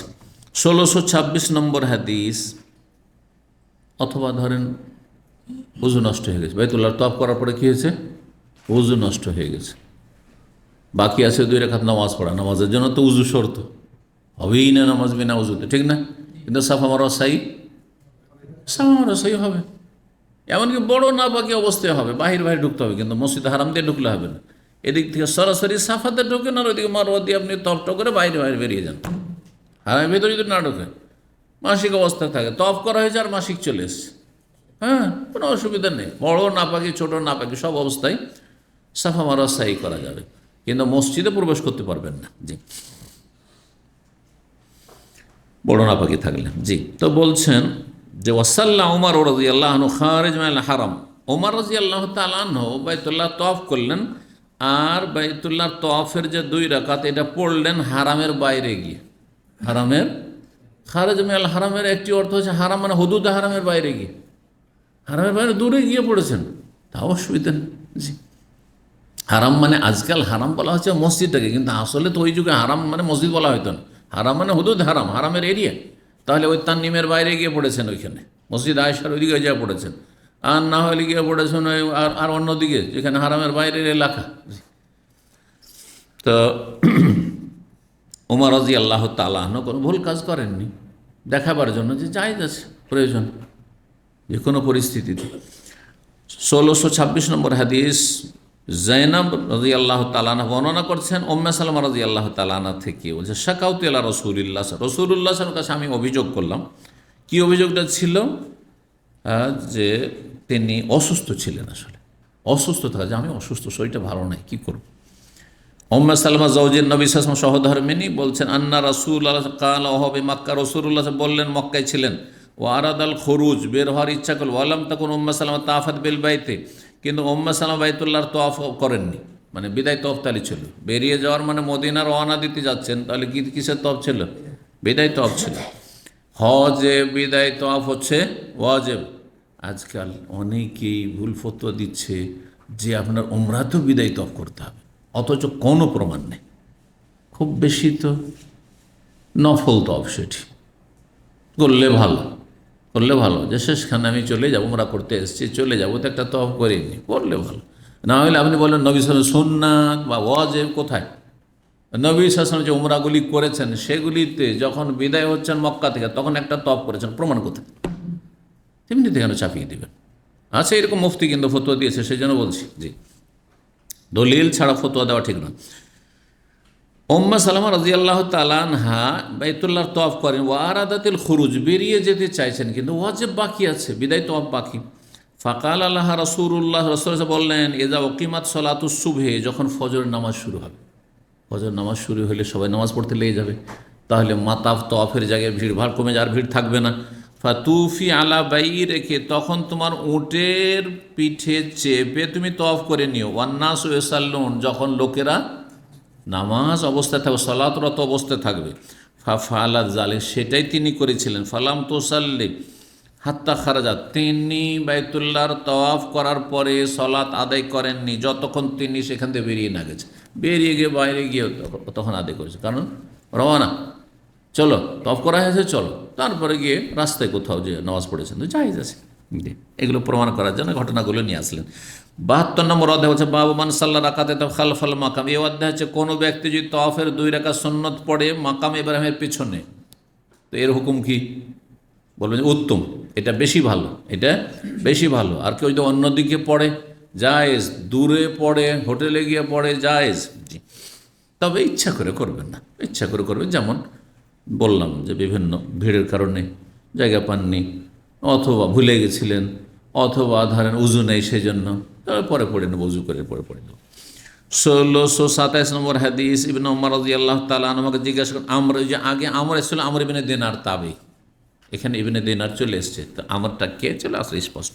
ইয়াকুলু, তিনি বলেন, কাদিমান নবী সাল্লাল্লাহু আলাইহি ওয়াসাল্লাম আসলেন মক্কায়, ফাতাফা বিল বাইতি সাবান, বাইতুল্লাহ 7 চক্কর দিলেন তওয়াফ, ওয়াসাল্লা খালফাল মাকামে রাকাত, মাকামের পিছনে 2 রাকাত নামাজ পড়েছেন। সুম্মা খারাজা আলাইহিস সালাতু ওয়াসসালাম ইলা সাফা, তারপর রাসূলুল্লাহ সাল্লাল্লাহু আলাইহি ওয়াসাল্লাম সাফার দিকে বেরিয়ে গেলেন। ওয়াকাদ কাল আল্লাহ তাআলা, মহান আল্লাহ বলেছেন, লাকাদ কানা লাকুম ফি রাসূলিল্লাহি উসওয়াতুন হাসানাহ, তোমাদের জন্য রাসূলুল্লাহ সাল্লাল্লাহু আলাইহি ওয়াসাল্লামের ভিতরে রয়েছে উত্তম আদর্শ। সুতরাং বাইতুল্লাহর তওয়াফ করবে, তারপরে 2 রাকাত নামাজ পড়বে, তারপরে সাফা মারওয়ার দিকে বেরিয়ে যাবে, সাফা, তার সাফা থেকে মারওয়া সাই করবে। 73 নম্বর অধ্যায় বলছেন বাবু তওয়াফ বাদা সুবহি ওয়াল আসর। এই অধ্যায় হচ্ছে ফজরের নামাজের পরে অথবা আসর পরে বাইতুল্লাহর তওয়াফ করা যাবে না, যাবে না? আসর পরে অথবা ফজর নামাজ পরে তওয়াফ করা যাবে, সূর্য ওঠার আগে? তওয়াফ করলেই তো নামাজ পড়তে হবে, আবার তওয়াফ করা মানেই তো নামাজ পড়তে হবে। তো এই সময় নামাজ পড়া চলবে? হ্যাঁ, চলবে, বিনা কারণে চলবে না। কোন নামাজগুলি চলবে? কারণগত নামাজ চলবে। কথা বুঝতে পেরেছেন? কোন নামাজ চলবে? কারণগত নামাজ চলবে। কারণগত নামাজ হচ্ছে তাহিয়াতুল মসজিদ। আপনি আসর পরে মসজিদে যে বসতে চাইছেন, তাহলে কারণ আছে নামাজ পড়ার, আর শুধু 2 রাকাত, বেশি না। কিন্তু কেউ যদি বলে যে আমি আসর পর আজকে ফ্রি আছি, এইটু আল্লাহর ইবাদত বন্দি করবো, নামাজ পড়বো, নফল পড়বো, আমি 4 রাকাত 10 রাকাত, চলবে না? বলবো না, যায়, এখন চলবে না, নিষেধ। ফজর পরে আমি ফ্রি আছি, এই সময়টা আমি কি করব? নামাজ পড়বো, নফল, চলবে? চলবে না। কিন্তু মসজিদে একবার বাইরে বেরিয়ে আসলেন, বাথরুম গেলেন, উজু করলেন, তার মসজিদে ঢুকলেন, বসবেন, তাহলে পড়তে পারেন। জানাজা রেডি হয়ে গেছে, হ্যাঁ, কাফন টাফন দিয়ে রেডি হয়ে গেছে, তাহলে সূর্য উঠাবার কোনো প্রয়োজন নাই, তাহলে জানাজা পড়বেন আপনি। ঠিক ওই রকমই আপনি ফজর পরে অথবা আসর পরে তওয়াফ করলেন, তখন তওয়াফ কিসের কারণ? 2 রাকাত নামাজের কারণ। জাতুল আসবাব মানে কারণগত নামাজ চলবে, অকারণে নামাজ চলবে না। কথাটা মনে করে নেন। কি? বিনা কারণে নফল নামাজ আসর পরে চলবে না নিষিদ্ধ সময়, আর ফজর পরে চলবে না যতক্ষণ সূর্য না উঠে যাবে, সূর্য না ডুবে যাবে। বুঝতে পেরেছেন? কিন্তু যে কোনো কারণ যদি থাকে, কারণ হঠাৎ করে আপনাকে সিদ্ধান্ত নিতে হচ্ছে, হঠাৎ করে আসর থেকে মাগরিবের মাঝখানে আপনার কাছে টেলিফোন আসলো, আপনার মেয়ের জন্য একটা ভালো জামাই পাওয়া গেছে, এক্ষুনি জবাব দিত হ্যাঁ না, না, ইস্তেখারা করবেন, কারণ এক্ষুনি করতে হবে, বিলম্ব করা যাবে না। তখন আপনি নামাজ পড়েন, এটা কারণগত নামাজ। তো বাইতুল্লাহর তওয়াফ করে যে নামাজ পড়া 2 রাকাত, এটি হচ্ছে কারণগত নামাজ, সুতরাং চলবে। এটা হচ্ছে সমস্ত উলামায়ে কেরামদের মত। এমনকি হানাফি মযহাবে ধরেন তাহিয়াতুল মসজিদ নাই, কিন্তু আসর পরে আর ফজর পরে তাহিয়াতুল মসজিদ নাই, কিন্তু বাইতুল্লাহর তওয়াফের পরে আছে। বাইতুল্লাহর তওয়াফ যদি ফজর পরে করে আর আসর পরে করে, তাহলে পড়তে হবে তাদের কাছে। কারণ এই মর্মে একটি হাদিস রয়েছে, সুনানের কিতাবাদিতে একটি হাদিস রয়েছে, তিরমিজি, নাসাই, বিভিন্ন কিতাবে। ইয়া বানি আব্দে মানাফ, হে আব্দে মানাফের বংশ, নবী সাল্লাল্লাহু আলাইহি সাল্লামের দাদার বাপ আব্দে মানাফ ছিল না? মোহাম্মদ বিন আবদুল্লাহ বিন আব্দুল মুত্তালিব বিন হাশেম বিন আব্দে মানাফ, পঞ্চম পুরুষ। হে আব্দে মানাফের বংশধর, লা তামনাউ আহাদান তাফা বিহাজাল বাইত, এমন কোন ব্যক্তি যে বাইতুল্লাহর তওয়াফ করবে তাকে তোমরা বাধা দিও না, তাকে তোমরা বাধা দিও না সালাত আদায় করতে। ওয়াসাল্লা আইয়াতা সাআতিন শাআ, যে কোনো সময় নামাজ পড়তে পারে বাইতুল্লাহর তওয়াফকারী, মিন লাইলিন আও নাহারে, রাতে হোক দিনে হোক, আসর পরে হোক ফজর পরে হোক, যে কোনো সময় পড়তে পারে। এই হচ্ছে নবী সাল্লাল্লাহু আলাইহি হাদিস, হাদিস সহিহ। এখন এই হাদিস মানে বাইতুল্লাহর তাওয়াফের পরের নামাজে সীমিত, এটা অধিকাংশ ওলামাদের মত। হানাবিলা, ইমাম আহমদ বিন হাম্বল, তারপরে ইমাম মালিক, ইমাম আবু হানিফা, আহলুল হাদিস সবাই। কিন্তু শাফিঈ মাযহাবের ইমাম শাফিঈ রাহিমাহুল্লাহ বলছেন যে না, এটা হারামের হুকুম, যে কোনো নামাজ হারামের, নফল হারামের হুকুম। কথা বোঝা গেছে? মসজিদে হারামে বা হারামের এরিয়াতে নিষিদ্ধ সময় নামাজ পড়া যায় শাফিঈ মাযহাবে। শাফিঈ মাযহাবের অনুসারীরা মালয়েশিয়া, ইন্ডোনেশিয়াতে সিংহভাগ, তারপরে আপনার কেরালা, দক্ষিণ ভারত, তারপর শ্রীলঙ্কা, মালদ্বীপ, এগুলোতে শাফিঈ মাযহাবের সংখ্যাগরিষ্ঠতা রয়েছে। তাদের মযহাবে বেশ কিছু ফতোয়া রয়েছে যেগুলো সহিহ হাদিস বিরোধী, যেমন অন্যান্য মযহাবে ভুল ফতোয়া আছে, তেমনি শাফিঈ মযহাবে ভুল ফতোয়া আছে। তার একটি হচ্ছে এটি যে তারা বলছেন কি, এই হাদিসের আলোকে, যে হাদিসটি বললাম, হে আব্দে মানাফের বংশধর, কেউ যদি মক্কায় বাইতুল্লাহ তওয়াফ করে আর নামাজ পড়তে চায় বাধা দিবেন না।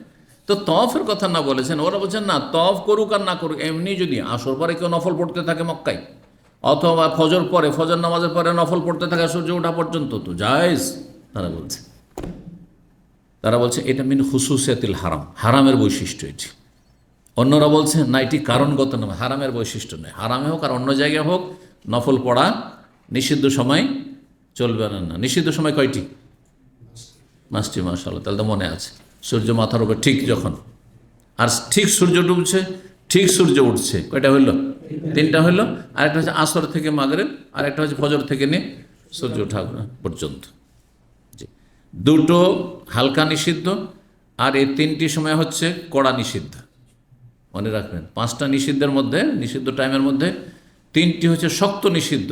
ঠিক সূর্য উঠছে, ঠিক সূর্য ডুবছে, আর ঠিক সূর্য একবারে মাথার ওপর, এই 3টে হচ্ছে শক্ত নিষিদ্ধ, কারণ অল্প সময়। আর সূর্যটা উঠতে দেন 5-10 মিনিট। আর বাকি আসর থেকে নিয়ে মাগরিব ধরেন 2-2.5 ঘন্টা, ফজর থেকে নিয়ে প্রায় সোয়া ঘন্টা, 1.5 ঘন্টা হয়তো। সুতরাং এই সময়ে যদি কেউ পড়ে, হালকা নিষিদ্ধ। এজন্য কারণগত, একবারে ঠিক সূর্য ডুবছে, ঠিক সূর্য উঠছে, ওই সময় তাহিয়াতুল মসজিদে গেলেন, আপনি একটু থেমে যান, ধরেন ইস্তেখারা করবেন, একটু থেমে যান। আরে 10 মিনিট থামলেন তো, 10 মিনিট 5 মিনিট পরে আপনি ইস্তেখারা করেন। জি, তো এই ছিল অধ্যায়।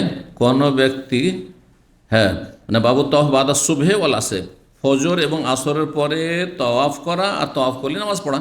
ওয়াকানা ইবনে ওমর রাদিয়াল্লাহু আনহু ইউসাল্লি রাকাতাই তওয়াফ মা লাম তাতুল শামস, আব্দুল্লাহ ইবনে ওমর রাদিয়াল্লাহু তাআলা কি করতেন?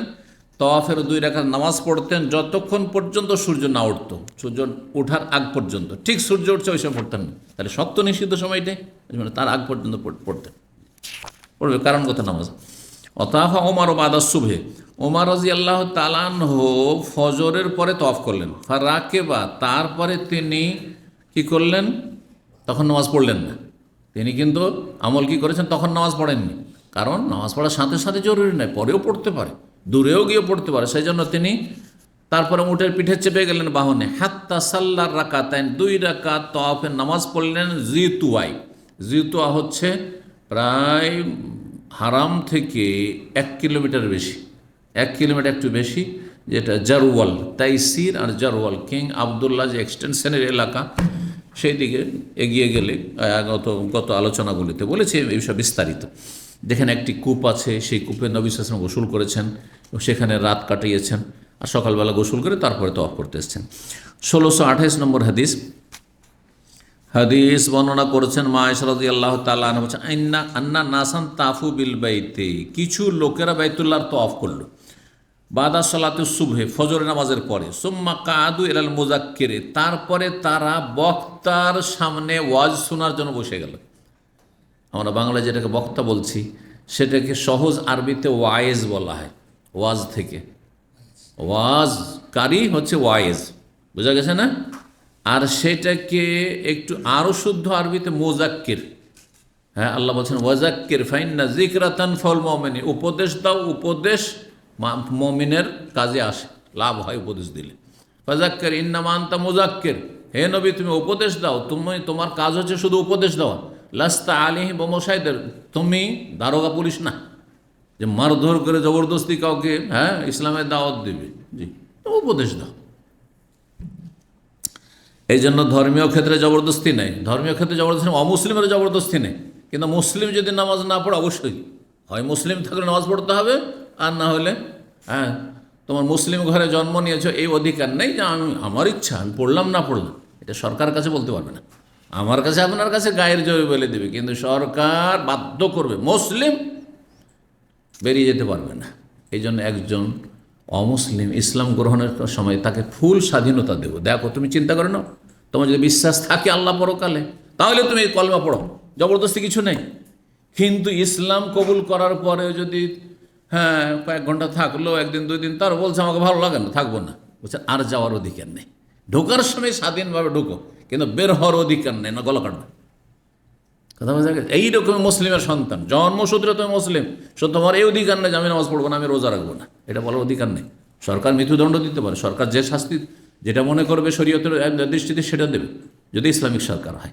জি, আল্লাহ তৌফিক দান করুন, আল্লাহ হেদায়েত দান করুন গুমরাহ পথভ্রষ্টদেরকে। কিছু লোকের বাইতুল্লাহর তওয়াফ করলো, আর তারপরে তারা নামাজ পড়বে কেন? বাইতুল্লাহর তওয়াফ করার পরে তারা তওয়াফের সুন্নত না পড়ে বক্তার সামনে তারা বসে গেছে ওয়াজ শোনার জন্য। হাত্তা ইযা তালাতিশ শামসু, ঠিক যখন সূর্য উঠতে যাচ্ছে ওয়াজ শোনার পরে, কামু ইউসাল, তখন তারা নামাজ পড়া শুরু করেছে। কিসের নামাজ? তওয়াফের পরবর্তী নামাজ। তার আগ পর্যন্ত পড়ছিল সেটা হালকা নিষিদ্ধ সময় ছিল। আসল ভালো সময়টাই না পড়ে ঠিক সূর্য উঠতে যাচ্ছে তখন তালাতিশ শামসু, মানে সে যে সূর্য উঠছে, এমন না যে উঠে গেছে, উঠে গেলে তো পড়লে অসুবিধা ছিল না। তখন ফাকালাত আয়েশা, আয়েশা রাদিয়াল্লাহু তাআলা আনহা বললেন, মা আয়েশা, কাদু, এরা ওয়াজ শুনতে বসে গেল। হাত্তা ইযা কানাতিস সাআতুল্লাতী তুকরাহু ফিহা সালাহ, যখন ওই সময়টা এসেছে যেই সময় নামাজ পড়া অপছন্দনীয়, কামু ইউসাল, তখন এরা নামাজ পড়তে লেগেছে। এটা আবার কেমন কাজ হইল? এটা আবার কেমন কাজ হইল?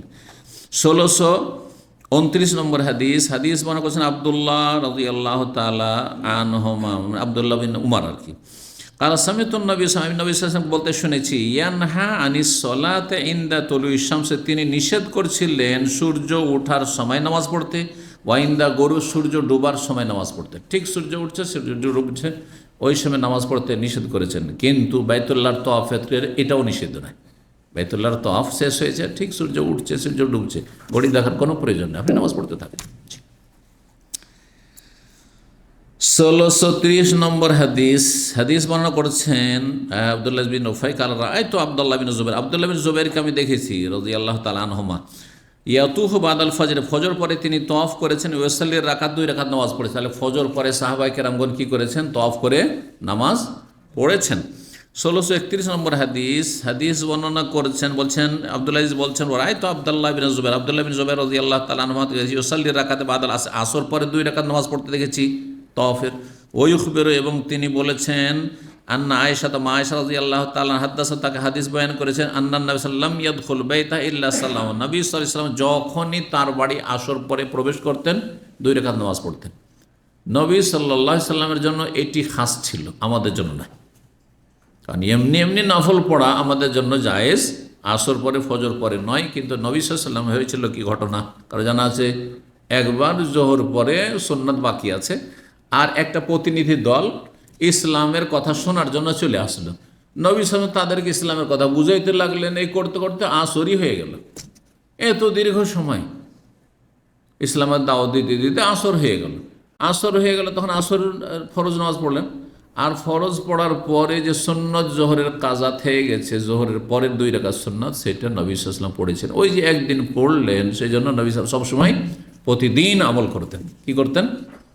আসর পরে স্ত্রীদের বাড়ি ঘুরতেন। নবী সাল্লাল্লাহু আলাইহি ওয়াসাল্লাম একটা অভ্যাস ছিল, সকালবেলা সূর্য ওঠার পরে 9 বিবির বাড়ি একটু খোঁজ খবর নিয়ে নিতেন। সকালবেলা খোঁজ খবর হয়ে গেল, আর আসর পরে আবার 9 বিবির বাড়িতে একটু চক্কর দিয়ে খোঁজ খবর নিয়ে নিতেন। যাদের একাধিক স্ত্রী আছে এটা করা উচিত। আর তারপরে গিয়ে যার পালা তার ঘরে রাত থাকতেন। রাতের বেলা মাগরিব সূর্য ডোবার পরে অন্য কারো কোনো স্ত্রীর বাড়ি যেতেন না, যার পালা তার বাড়িতে যেতেন। মাগরিব হয়েছে, এখন তার পালা শুরু হয়েছে। তাহলে পালা নির্ধারণ হচ্ছে রাত্রে, দিনের কিন্তু পালা নির্ধারণে। দিনে মানুষ কাজকর্মে থাকবে, একজন পুরুষ লোক, সুতরাং হতে পারে যে একজন একদিন কাজ নেই, তখন এক স্ত্রীর বাড়িতে সারাদিন আছে হয়তো, কিন্তু আরেকদিন এত কাজ হলে সারাদিন ওই স্ত্রীর বাড়িতে থাকতে পারে না, কোনো অসুবিধা নেই, এটা গুনাহের ব্যাপার মানে। কিন্তু রাত্রে অবশ্য থাকতে হবে, রাত্রে থাকতে হবে। জি,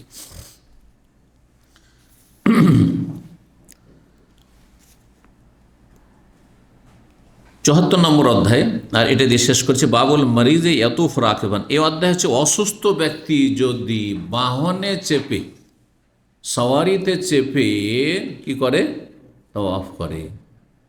এক সময় অসুবিধা ছিল না, কাঁচা ছিল, সুতরাং ওটের পিঠে চেপে নবী সাল্লাল্লাহু আলাইহি ওয়াসাল্লাম তাওয়াফ করেছেন। তার নবী সাল্লাল্লাহু আলাইহি ওয়াসাল্লাম বিবি উম্মে সালামা রাদিয়াল্লাহু তাআলা আনহা তাওয়াফ করেছেন। কিন্তু এখন কি পারমিশন পাওয়া যাবে? কিন্তু পারমিশন হুইল চেয়ারে যদি থাকে, এটি বাহন আপনার, এটাও বাহন না। রিক্সা যদি বাহন হয়, সাইকেল যদি আপনার বাহন হয় সাইকেলের যুগে, তো হুইল চেয়ারও বাহন, হুইল চেয়ার। জি, তো 1632 নম্বর প্রয়োজনে কোনো অসুবিধা করতেন। 1632 হাদিসে বলছেন, ইকরামা ইবনে আব্বাস রাদিয়াল্লাহু তাআলা আনহু ছাত্র, তার থেকে বর্ণনা করছেন, আন্না রাসূলুল্লাহ তাওয়াফা বিল বাইতি, নবী সাল্লাল্লাহু আলাইহি ওয়াসাল্লাম বাইতুল্লাহর তাওয়াফ করলেন, ওয়া হুয়া আলা বাইরিন, উটের পিঠে চেপে। কুল্লামা আতা আলা রুকনে, যখনই আসছিলেন কর্নারে, কোন কর্নারে? হাজর আসওয়াদের কর্নারে। আশারা ইলাইহি বিশাইইন ফি ইয়াদিহি, তাতে নবী সাল্লাল্লাহু আলাইহি ওয়াসাল্লামের হাতে যে ছড়ি বা কিছু লাঠি ছিল সেটা দিয়ে ইশারা করতেন। ওয়া কাব্বার, আল্লাহু আকবার বলতেন। কি বলতেন? তাহলে এইটা রুকনে ইয়ামানি নয়, এটা রুকনে হাজর আসওয়াদ, হাজর আসওয়াদের কোনা। 1633 নম্বর হাদিস, সর্বশেষ হাদিস, বর্ণনা করেছেন যায়নাব বিনত উম্মে সালমা, তার মা উম্মে সালমা রাদিয়াল্লাহু তাআলা আনহা থেকে। কালা, তিনি বলছেন, শাকাউতু ইলা রাসূলিল্লাহ সাল্লাল্লাহু আলাইহি ওয়াসাল্লাম আন্নী আশতাকি, আমি রাসূলুল্লাহ সাল্লাল্লাহু আলাইহি ওয়াসাল্লামের কাছে অভিযোগ করলাম যে আমি অসুস্থ হয়ে গেছেন সফরে গিয়ে, উমরার সফরে বা হজের সফরে। ফাকালা তুফি মি ওয়ারাইন নাস, মানুষের পেছন দিয়ে তুমি তওয়াফ করো, দূর দিয়ে। লোকেরা কাবার কাছ হয়ে তওয়াফ করছে ঘেঁষে, আর তুমি একটু দূর দিয়ে আলাদা হয়ে তওয়াফ করো, মহিলা মানুষ। ও আনতে রাখে, বা তুমি বাহনে চাপা অবস্থায়, বাহনে চেপে মানুষ থেকে একটু দূরে সরে, যেহেতু উঠ, আর তারপরে মহিলা মানুষ, সুতরাং দূর দিয়ে তওয়াফ করতে বললেন। ফাতুফ, তো আমি বাইতুল্লাহ তওয়াফ করলাম। ও রাসূলুল্লাহ সাল্লাল্লাহু আলাইহি ওয়াসাল্লাম ইউসাল্লি, সেই সময় রাসূলুল্লাহ ফজরের নামাজ পড়াচ্ছিলেন, এলা জামবিল বাইতে, বাইতুল্লাহর পাশে, ওয়াহ ইয়াকরা, আর পড়ছিলেন এই সূরা, সূরা তুর, ওয়াতুর ওয়া কিতাবিম মাসতুর। এখানেই আজকের আলোচনা শেষ করছি। ওয়া জাযাকুমুল্লাহু খাইরান, ওয়া সাল্লাল্লাহু সাল্লাম নবিয়ানা মুহাম্মদ ওয়া আলা আলিহি ওয়া সাহবিহি আজমাইন।